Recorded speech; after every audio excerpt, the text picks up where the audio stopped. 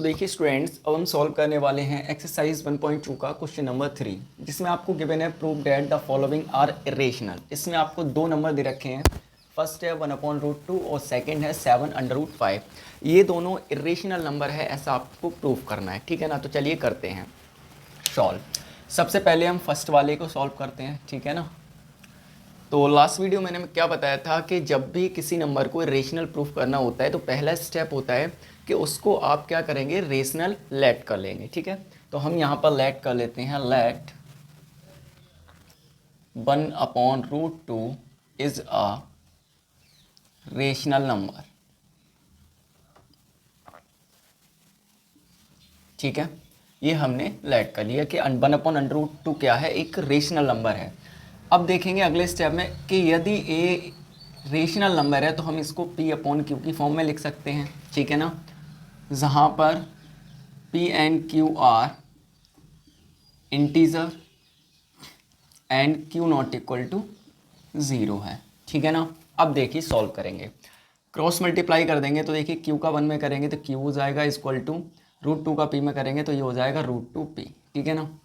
ये हो जाएगा P, इधर लेके आएंगे तो ये मल्टीप्लाई से इधर आके किस में आ जाएगा, डिवाइड में। तो ये हो जाएगा Q/P इक्वल टू कितना, √2, ठीक है। अब देखेंगे hair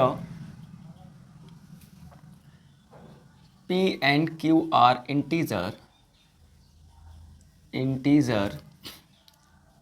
so Q/P is a rational number, ठीक है। यहाँ पे देखेंगे P और Q दोनों क्या इंटीजर, और इंटीजर अपॉन इंटीजर क्या होता है, रेशनल नंबर होता है, यानी ये एक रेशनल नंबर होगा। अब एक चीज़ देखेंगे कि ये वाला जो √2 है वो इसके क्या है, इक्वल है। अगर ये रेशनल नंबर है तो ये भी क्या होगा, एक रेशनल नंबर होगा, ठीक है। तो यहाँ पे हम लिख देंगे सो √2 is also rational number.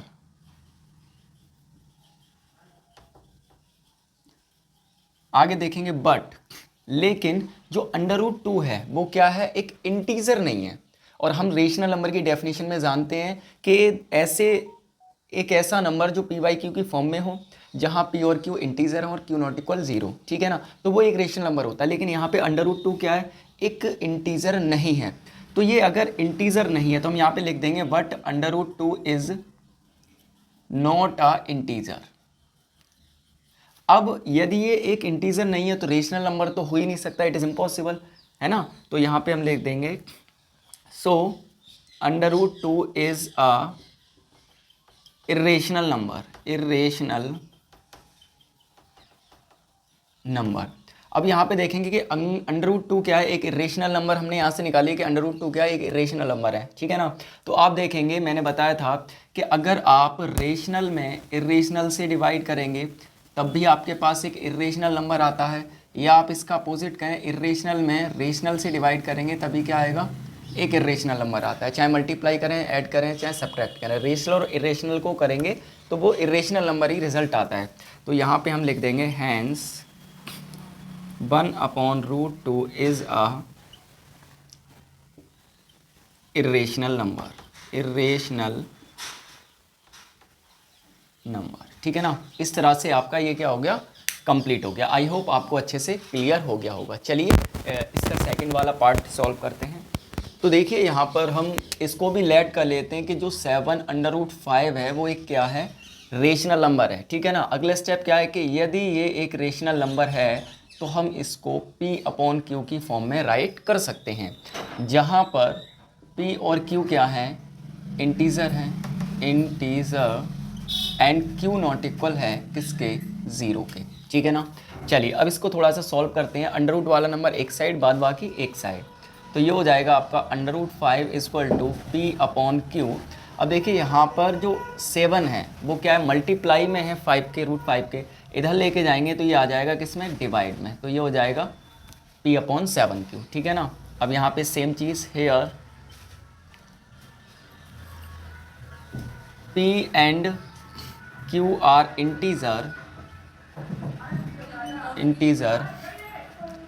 so P and 7Q are also integer।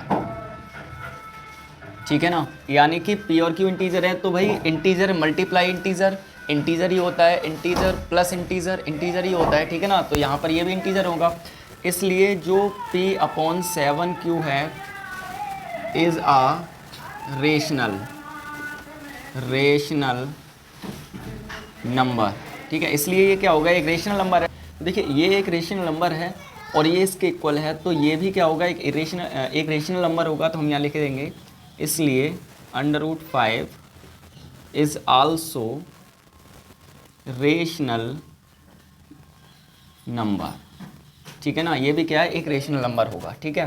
But same चीज़ है, √5 is not a integer,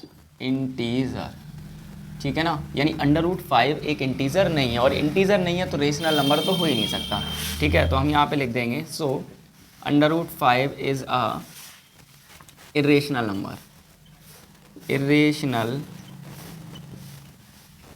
number, hence 7 √5 is a irrational number, ठीक है ना। क्योंकि यहाँ पर मैंने अभी बताया था, लास्ट टाइम भी बताया था कि रेशनल का इरेशनल में मल्टीप्लाई करो या इरेशनल का रेशनल में मल्टीप्लाई करो, रिजल्ट जो आएगा वो आपका इरेशनल आएगा। जैसा कि यहाँ पे 7 रेशनल है और √5 क्या है, इरेशनल है, तो 7 मल्टीप्लाई √5 क्या होगा, एक इरेशनल रिजल्ट देगा, ठीक है। आई होप आपको अच्छे से क्लियर हो गया होगा। इस तरह आपका जो चैप्टर नंबर 1 है कंप्लीट हो गया। अब नेक्स्ट वीडियो में हम बात करेंगे चैप्टर नंबर 2 की। Thank you so much.